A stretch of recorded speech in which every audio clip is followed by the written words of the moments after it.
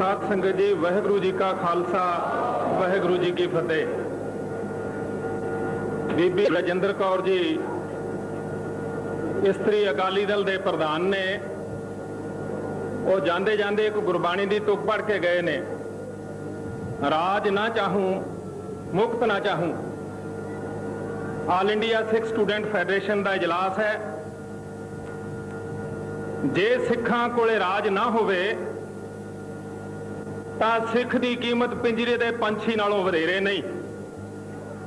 जे सिखां दा राज ना हुंदा, श्री दरबार साहब की सुंदरता संसार दे सामने ना आउंदी। श्री ननकाना साहब के संबंध विच जद शेरे पंजाब महाराजा रणजीत सिंह पहली बार ननकाना साहब गए, उत्थे एक पुजारी मिलिया उन्होंने। तां महाराजा रणजीत सिंह ने पूछया कि कोई दीवा नहीं है, कोई रोशनी नहीं है जिस गुरु नानक की बदौलत इस रणजीत सिंह नूं राज मिलिया है, की कारण है इत्थे? उसने कहा कि मैं बड़ा गरीब आदमी हाँ, मेरे पास कोई पैसा नहीं कि मैं तेल लिया सका, कोई दीवा खरीद सका। महाराजा रणजीत सिंह ने अपना घोड़ा दिता उसनूं कि सिंह जी, इस घोड़े ते बैठ के जिहड़ा शेरे पंजाब महाराजा रणजीत सिंह का घोड़ा है, तू ननकाना साहब की जूझ जिन्नी दूर जा सकदा चलिया जा, जिन्ने पिंड रोक ले, जिन्ने जमीन रोक ले, वो मेरे गुरु नानक पातशाह दे इस मंदिर की जागीर बनणगे। जे सिखां विच राज की गल नहीं चलनी तां हिंदुस्तान दे पिंजरे च इन्हां बच्चियां ने आउण वाले समय अंदर पंछियां की तरह तड़फ तड़फ के मरना है। एक गल समझ ले कौम भी कि नौजवानों नूं सदिया, उन्होंने गल कीती है इत्थे। हर बुलारा फेडरेशन दे लीडर ये गल कह के गल आरंभ करते रहे ने, राज करेगा खालसा, आकी रहे ना कोई। एक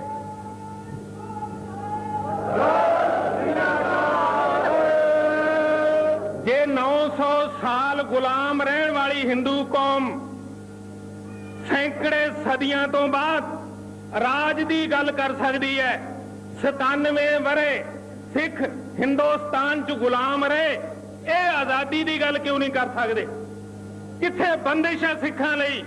जे राज भैड़ी गल सी तां रणजीत सिंह नूं राज करन दी लोड़ नहीं सी। जे राज भैड़ी गल सी, हरमंदर साहब के मुकाबले ते श्री अकाल तख्त साहब की सिरजना नहीं सी हो सकती। जे महज धर्म की गल नाल गल चलती हुंदी तां फिर यह दोहरा सामने नहीं सी आउंदा। श्री मुखवाक भनियो गरीब नवाज, शस्त्रन के अधीन है राज, राज बिना न धर्म चले है, धर्म बिना सब गले मले है।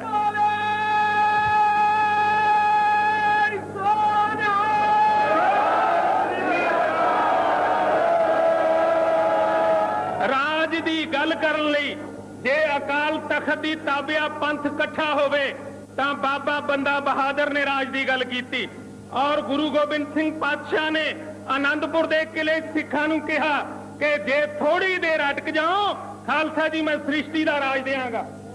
राज कौमां दी जिंद जान होया करदा है, बशर्ते कि राज धर्म का राज होवे। राज की गल क्यों ना करिए? असीं माला फड़ के हिंदुस्तान दे किसे मठ दे पुजारी नहीं बनना चाहते। हिंदुस्तान च हिंदू ने राज करना है, सिख पंजाब विच राज करनगे।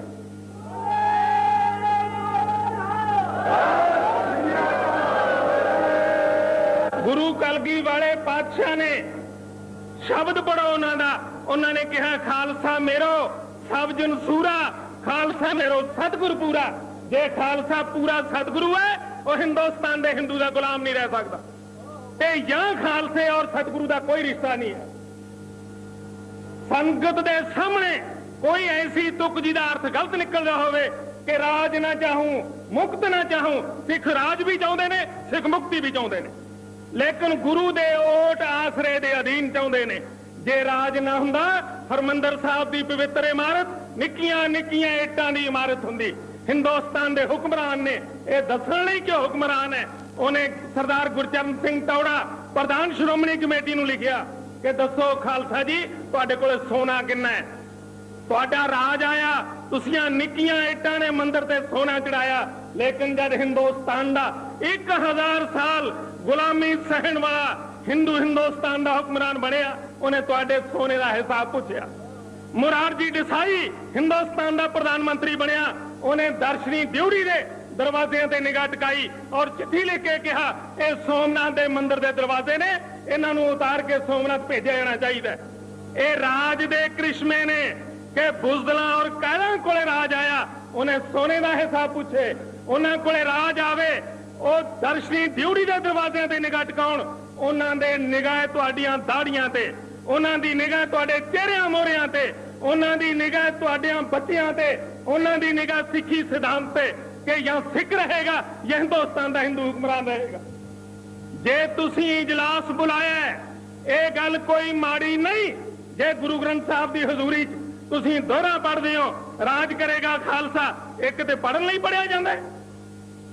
ਜੇ ਸਿੱਖਾਂ ਵਿੱਚ ਰਾਜ ਦੀ ਭਾਵਨਾ ਨੂੰ ਉਜਾਗਰ ਨਾ ਕਰਨਾ ਹੁੰਦਾ, ਦੁਨੀਆ ਦੀ ਕਿਸੇ ਕੌਮ ਕੋਲੇ ਇੱਕ ਮੰਦਿਰ ਵੀ ਤਖਤ ਦੀ ਸ਼ਕਲ ਵਿੱਚ ਨਹੀਂ ਹੈ। ਦੁਨੀਆ ਦੀ ਕੋਈ ਕੌਮ ਦੱਸੋ, ਲੇਕਿਨ ਸਿੱਖ ਕੌਮ ਹੈ, ਜੇ ਇੱਥੇ ਆਉਂਦੀ ਹੈ ਉਹ ਸ਼੍ਰੀ ਅਕਾਲ ਤਖਤ ਸਾਹਿਬ ਦੇ ਸਾਹਮਣੇ ਹਾਜ਼ਰ ਹੁੰਦੀ ਹੈ। ਜੇ ਉਹ ਦੱਖਣ 'ਚ ਜਾਏ, ਉਹ ਤਖਤ ਸ਼੍ਰੀ ਪਟਨਾ ਸਾਹਿਬ ਦੇ ਦਰਸ਼ਨ ਕਰਦੀ ਹੈ।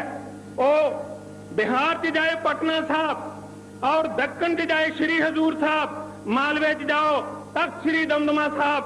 ਤੁਸੀਂ ਜਿੱਧਰ ਜਾਓ, ਗੁਰੂ ਗੋਬਿੰਦ ਸਿੰਘ ਤੁਹਾਡੇ ਪਿੱਛੇ ਪਿੱਛੇ ਹੈ, ਤੁਹਾਨੂੰ ਯਾਦ ਕਰਾਉਂਦੇ ਨੇ ਕਿ ਮੈਂ ਤੁਹਾਨੂੰ ਤਖਤ ਦੇ ਮਾਲਕ ਬਣਾਇਆ, ਲੇਕਿਨ ਹਿੰਦੁਸਤਾਨ ਦੇ ਬ੍ਰਾਹਮਣਵਾਦ ਦੇ ਪਿੰਜਰੇ 'ਚ 30 ਸਾਲ ਸਿੱਖਾਂ ਨੇ ਪਿੰਜਰੇ 'ਚ ਬੈਠ ਕੇ ਚੂਰੀ ਖਾਧੀ, ਔਰ 30 ਸਾਲ ਮਤਵਾਤਰ ਇਹਨਾਂ ਨੇ ਆਪਣੇ ਆਪ ਨੂੰ ਕੇਸ਼ਾਧਾਰੀ ਹਿੰਦੁਸਤਾਨ ਦੀ ਵਿਧਾਨ ਦੀ ਧਾਰਾ 25 ਦੇ ਅਧੀਨ ਆਪਣੇ ਆਪ ਨੂੰ ਕੇਸ਼ਾਧਾਰੀ ਹਿੰਦੂ ਬਣਾਇਆ। ਮੁਕੱਦਮੇ ਬਣਦੇ ਨੇ, ਭਾਈ ਅਮਰੀਕ ਸਿੰਘ ਦੇ ਬਣੇ ਨੇ, ਮੇਰੇ ਤੇ ਬਣੇ ਨੇ, ਲੇਕਿਨ ਮੈਂ ਇੱਕ ਗੱਲ ਸਾਫ਼ ਕਹਿਣਾ ਚਾਹੁੰਦਾ ਕਿ ਹਿੰਦੁਸਤਾਨ ਦੀ ਸਰਕਾਰ ਨੂੰ ਸਮਝੋ, ਜੇ ਹਿੰਦੁਸਤਾਨ ਵਿੱਚ ਰਹਿਣਾ ਹੈ। ਕੋਈ ਹਿੰਦੁਸਤਾਨ ਦੀ ਤਕਸੀਮ ਨਹੀਂ ਚਾਹੁੰਦੇ, ਕੋਈ ਹਿੰਦੁਸਤਾਨ ਦੀ ਵੰਡੀ ਨਹੀਂ ਚਾਹੁੰਦੇ, ਲੇਕਿਨ ਹਿੰਦੁਸਤਾਨ ਦਾ ਹੁਕਮਰਾਨ ਚਾਹੁੰਦਾ ਹੈ ਕਿ ਤੁਹਾਡੇ ਚਿਹਰੇ ਨਾਲੋਂ ਤੁਹਾਡਾ ਦਾੜਾ ਅਲੱਗ ਕਰ ਦਿੱਤਾ ਜਾਏ। ਹਿੰਦੁਸਤਾਨ ਦਾ ਹਿੰਦੂ ਹੁਕਮਰਾਨ ਚਾਹੁੰਦਾ ਹੈ ਕਿ ਸਿੱਖ ਦਾ ਅੰਮ੍ਰਿਤ 'ਚ ਵਿਸ਼ਵਾਸ ਨਾ ਰਹੇ, ਲੇਕਿਨ ਤੁਸੀਂ ਕੀ ਚਾਹੁੰਦੇ ਹੋ? ਤੁਸੀਂ ਆਓ ਔਰ ਐਡੇ ਭਰੇ ਇਜਲਾਸ ਵਿੱਚ ਕੌਮ ਨੂੰ ਆਪਾਂ ਇਹ ਗੱਲ ਕਹਿ ਦਈਏ ਕਿ ਰਾਜ ਸਾਡੀ ਭਾਵਨਾ ਨਹੀਂ, ਫਿਰ ਅਸੀਂ ਕਿਸੇ ਗੋਰਖਨਾਥ ਦੇ ਟਿੱਲੇ ਦੇ ਪੁਜਾਰੀ ਨਹੀਂ ਹਾਂ ਕਿ ਹਿੰਦੁਸਤਾਨ ਦੀ ਧਰਤੀ ਤੇ ਆਪਣੇ ਆਪ ਨੂੰ ਗੁਲਾਮ ਬਣਾ ਕੇ ਰੱਖਣਾ। ਜੇ ਦੋਹਰਾ ਪੜ੍ਹਦੇ ਆ ਤਾਂ ਹਿੰਦੁਸਤਾਨ ਦੇ ਇਸ ਖਿੱਤੇ ਵਿੱਚ ਅਸੀਂ ਅੰਮ੍ਰਿਤਧਾਰੀਆਂ ਦੀ ਸਰਕਾਰ ਚਾਹੁੰਦੇ ਆ। ਜੇ ਜ਼ੁਲਮ ਅੰਮ੍ਰਿਤਧਾਰੀਆਂ ਨੇ ਸਹਿਣਾ, ਜੇ ਬੰਦ ਅੰਮ੍ਰਿਤਧਾਰੀਆਂ ਨੇ ਆਪਣਾ ਕਟਾਉਣਾ, ਜੇ ਬੁੱਢੀਆਂ ਮਾਵਾਂ ਨੇ ਆਪਣੇ ਪੁੱਤਰਾਂ ਦੀਆਂ ਲਾਸ਼ਾਂ ਨੂੰ ਪੰਜਾਬ ਦੀ ਧਰਤੀ ਤੇ ਆਪਣੀਆਂ ਝੋਲੀਆਂ 'ਚ ਪਵਾਉਣਾ, ਤੇ ਫਿਰ ਪੰਜਾਬ ਦੀ ਧਰਤੀ ਤੇ ਰਾਜ ਕਿਸੇ ਖੱਦਰਧਾਰੀ ਦਾ ਨਹੀਂ ਹੋ ਸਕਦਾ, ਕਿਸੇ ਨਿੱਕਰਧਾਰੀ ਦਾ ਨਹੀਂ ਹੋ ਸਕਦਾ, ਫਿਰ ਪੰਜਾਬ ਤੇ ਰਾਜ ਹੋਏਗਾ ਅੰਮ੍ਰਿਤਧਾਰੀਆਂ ਦਾ।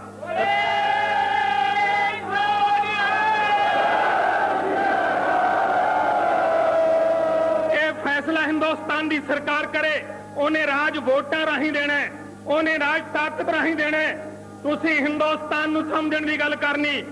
1846 ਚ ਅੰਗਰੇਜ਼ ਨੇ ਲਿਖਿਆ ਸੀ ਕਿ ਜਿੰਨੀ ਦੇਰ ਸਿੱਖ ਸਰਦਾਰਾਂ ਦੇ ਸਿਰਾਂ ਨੂੰ ਘੋੜਿਆਂ ਦਾ ਸੁੰਮਾ ਹੇਠ ਨਾ ਰੌਂਦਿਆ ਗਿਆ, ਅੰਗਰੇਜ਼ ਦਾ ਰਾਜ ਹਿੰਦੁਸਤਾਨ 'ਚ ਨਹੀਂ ਹੋ ਸਕਦਾ।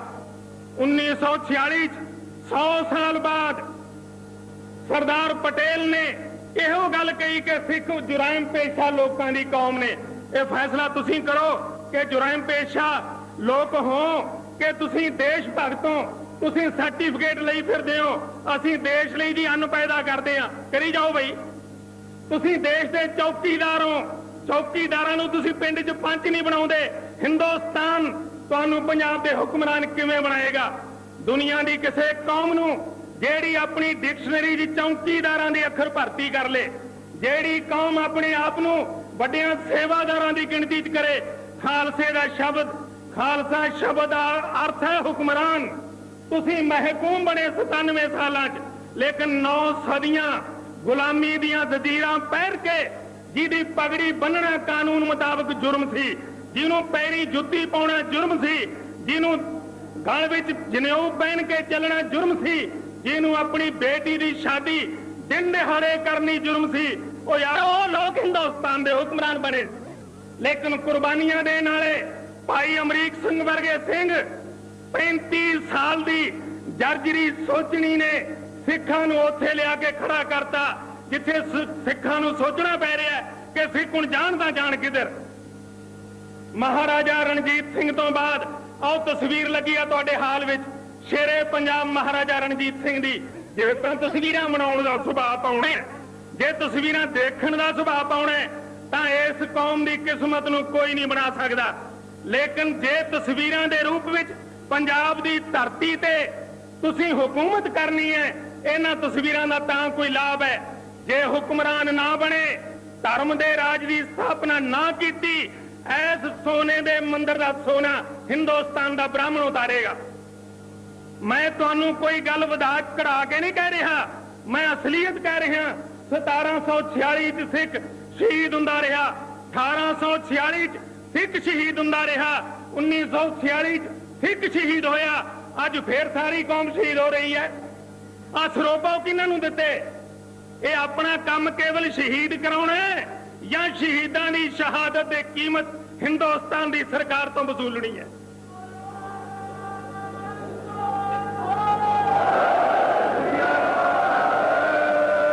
ਅੱਜ ਦੇ ਇਸ ਦਿਨ ਤੇ ਮੈਂ ਇਸ ਗੱਲੋਂ ਖੁਸ਼ ਹਾਂ ਕਿ ਇੱਕ ਐਸਾ ਗੱਭਰੂ ਜਿਹੜਾ ਗੁਰੂ ਗੋਬਿੰਦ ਸਿੰਘ ਦੇ ਪੁੱਤਰ ਦੇ ਰੂਪ ਵਿੱਚ ਕਦੇ ਸਰਹੰਦ ਦੀਆਂ ਦੀਵਾਰਾਂ 'ਚ ਚਿਣਿਆ ਜਾਂਦਾ ਹੈ, ਕਿਤੇ ਚਮਕੌਰ ਦੀ ਗੜੀ ਸ਼ਹੀਦ ਹੁੰਦਾ ਹੈ।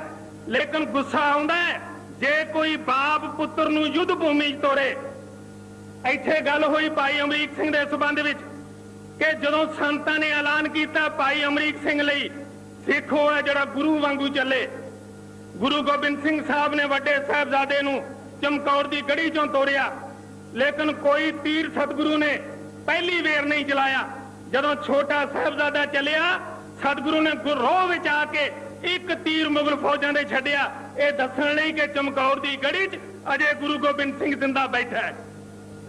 ਜੇ ਤੁਸੀਂ ਜ਼ਿੰਦਾ ਹੋ, ਮੁਰਦਾ ਨਹੀਂ, ਹਿੰਦੁਸਤਾਨ ਨੂੰ ਦੱਸਣਾ ਪਏਗਾ ਕਿ ਅਸੀਂ ਮੰਜੀ ਸਾਹਿਬ ਦੇ ਦੀਵਾਨ ਹਾਲ ਵਿੱਚ ਅੱਜ ਤੁਹਾਡੇ ਨਾਲ ਇੱਕ ਗੱਲ ਕਰਨੀ ਚਾਹੁੰਦੇ ਆ ਕਿ ਹਿੰਦੁਸਤਾਨ ਤੇ ਰਾਜ ਕਰੋ, ਜਮ ਕਰੋ। ਇੰਦਰਾ ਗਾਂਧੀ ਕਰੇ, ਉਹਦਾ ਪੁੱਤਰ ਕਰੇ, ਪੋਤਰਾ ਕਰੇ, ਲੇਕਿਨ ਅਸੀਂ ਜਮਨਾ ਤੋਂ ਅਗਲੇ ਹਿੱਸੇ ਦੇ ਪੰਜਾਬੀ ਬੋਲਦੇ ਇਲਾਕੇ ਲੈ ਕੇ ਬੀਬੀ, ਜੇ ਗਿਣਤੀ ਦੇ ਆਧਾਰ ਤੇ ਅਸੀਂ ਰਾਜ ਕਰਨਾ 500 ਸਾਲ ਸਿੱਖ ਰਾਜ ਨਹੀਂ ਕਰ ਸਕਦੇ। ਸਿੱਖ ਕਦੇ ਰਾਜ ਨਹੀਂ ਕਰ ਸਕਣਗੇ, ਇਹ ਗੱਲ ਸਮਝ ਲੈਣੀ। ਜਦੋਂ 62% ਸੀ ਰਾਜ ਉਦੋਂ ਨਾ ਹੋਇਆ, ਜਦੋਂ 52 ਹੋਏ ਰਾਜ ਉਦੋਂ ਨਹੀਂ ਹੋਇਆ। ਆਉਂਦੇ 1991 ਚ ਤੁਹਾਡੀ ਗਿਣਤੀ 42% ਹੀ ਰਹਿ ਜਾਣੀ ਹੈ, ਫਿਰ ਰਾਜ ਦੇਣ ਤੁਹਾਨੂੰ ਕੌਣ ਆਏਗਾ? ਬਿਨ ਬਲ ਕੋ ਰਾਜ ਨਾ ਦੇ ਹੈ, ਜੋ ਲੈ ਹੈ ਨਿਜ ਬਲ ਸੇ ਲੈ ਹੈ। ਜੇ ਗੁਰੂ ਗੋਬਿੰਦ ਸਿੰਘ ਦੇ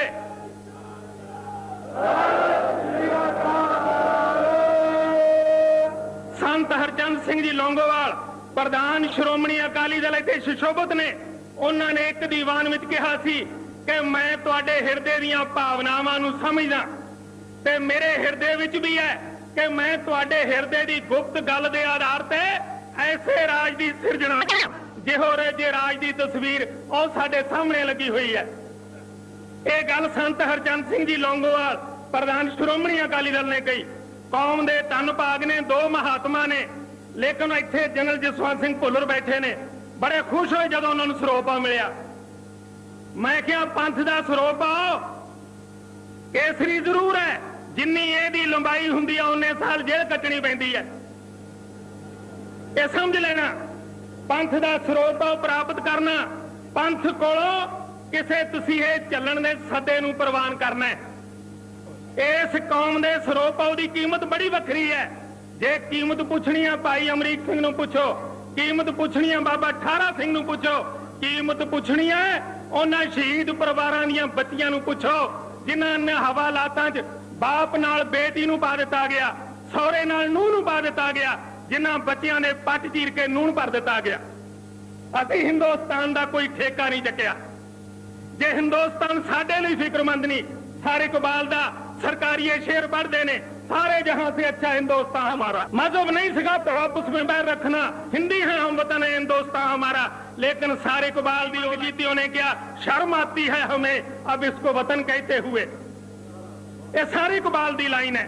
जे तुसी दुनिया दे इतिहास नूं पढ़ना, ਜਿਹੜੀਆਂ ਕੌਮਾਂ ਰਾਜ ਦੇ ਯੋਗ ਨਹੀਂ ਰਹਿੰਦੀਆਂ, ਜਿਨ੍ਹਾਂ ਕੌਮਾਂ ਦੀ ਜ਼ੁਬਾਨ ਤੇ ਧਰਮ ਦਾ ਰਾਜ ਨਹੀਂ ਆਉਂਦਾ, ਉਹਨਾਂ ਕੌਮਾਂ ਦੀ ਕੋਈ ਥਾਂ ਨਹੀਂ ਹਿੰਦੁਸਤਾਨ 'ਚ। ਇੱਥੇ ਜੈਨ ਮਤ ਗਰਕ ਹੋਇਆ, ਇੱਥੇ ਬੁੱਧ ਮਤ ਗਰਕ ਹੋਇਆ, ਤੁਹਾਡੇ ਮਤ ਦੇ ਦੁਆਲੇ ਹਿੰਦੁਸਤਾਨ ਦਾ 70 ਕਰੋੜ ਆਦਮ ਖੜਾ ਹੈ। ਇੱਥੇ ਗੁਰੂ ਗ੍ਰੰਥ ਸਾਹਿਬ ਜੀ ਦੀਆਂ 37 ਦੀ ਬੇਅਦਬੀ, ਇੱਥੇ ਧਰਮ ਪ੍ਰਚਾਰ ਦੀਆਂ ਗੱਡੀਆਂ ਦਿਨ ਦਿਹਾੜੇ ਅੱਗ ਲਾਉਂਦੀ ਹੈ ਸਰਕਾਰ। ਇੱਥੇ ਇੰਦੌਰ ਵਿੱਚ ਗੁਰਦੁਆਰਾ ਇਮਲੀ ਸਾਹਿਬ ਦੀ ਬੇਪਤੀ गुरु की गोलक गुरु ग्रंथ साहब जी के सामने तोड़ी जाती है। 1500 CRP का सिपाही दन दना के सड़े जुतियां दरबार साहब दाखिल होंदा है। परख होगी हिंदुस्तान च। लेकिन एक गल बड़ी साफ ते बड़ी स्पष्ट है, समझ लेना, हिंदुस्तान की सरकार की अख है दो गल्लां ते। एक गल स्पष्ट कर गए जथेदार जगदेव सिंह तलवंडी कि दुनिया की कोई ताकत सिख लीडरशिप दे विचाले कोई कंध नहीं कट सकती। दूजी अख है संत जरनैल सिंह पिंडरांवाले दी जिंदगी ते। मेरी गल भुलना ना, मैं तुहानू संगत च कहना, उन्होंने मुकदमा बना के मैनू कागज भेजे। एक मुकदमे की धारा 153 है, वो है संत जी ने एक बयान दिता, धारा मेरे ते है कि बयान छपिया, मैं क्या भी मैं छापिया। जे मैनू अदालत च भी पूछा गया तो मैं जज नू भी यह सवाल करना है कि जे 70 करोड़ हिंदुओं नू राज करन दा अधिकार है, पंजाब च 70 लाख सिखां दा अधिकार कौन खो सकता है? ये गल्लां एक दिन होणीਆਂ ने। आनंदपुर दा प्रस्ताव जिहदी तुसीं बारी-बारी गल कीती, आनंदपुर दे प्रस्ताव विच साफ है राजसी संविधान दी सिरजना प्राप्ति।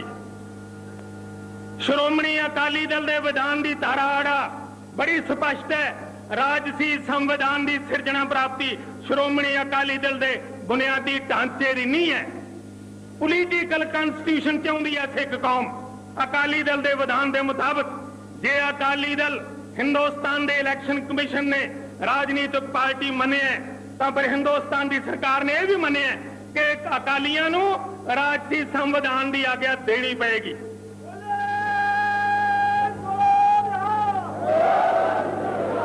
अज तुसीं आए हो एक लाइन कह के मैं अपने विचारां नू सीमित करदा कि नौजवान बच्चे आए ने, उन्होंने मैं हाथ जोड़ के एक गल कहनी चाहना कि बुढ़े ठेरे मनुख मंजियां ते बह के कुर्सियां ते बह के नंबरदारियां नू प्राप्त करके जीना चाहते हुंदे ने बुढ़े ठेरे मनुख। लेकिन तुसीं नौजवान बुढ़िया ठेरियां नू जिन्हां दी सोचनी सिखां दी कौम दे भविख नू साड़ के सुआह करदी होवे, ऐसे बुढ़े ठेरे मनुखां नू पंजाब दे सिख कौम दियां मंजियां तो उठाओ। जे सिख कौम दे भविख नू तुसीं 2-4 साल विच ना साਂਭ सके, कोई दुनिया की ताकत इन्हां मंदिरां दी पवित्रता नू कायम नहीं रख सकेगी।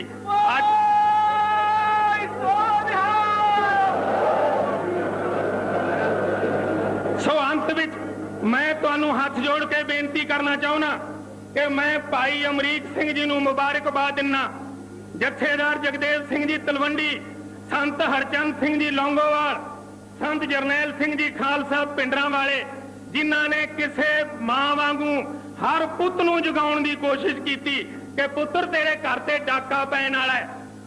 मावां पुत्रां नू समझाउंदियां ने कि तेरे बाप दी परे च पग लथी सी, पुत्रा तू मेरा खून तां है जे परे च बापू दी लथी पग दा बदला ले। साडे हर बजुर्ग दी पग लथी है, साडी हर भैन दी पत लुटी गई है, साडे हर बच्चे नू कतल किया गया है, लेकिन गुनाह सिखां दा कोई नहीं। इन्हां गुनाहां दे इल्जामे च हिंदुस्तान की सरकार फैसला अज करे, हिंदुस्तान की सरकार फैसला कल करे, लेकिन जिन्ने देर अकाली लीडरां दी जुबान चों, पंथ दे लीडरां दी जुबान चों राज कर गल ना निकली, खालसे दी कोई गल हिंदुस्तान च नहीं चलनी।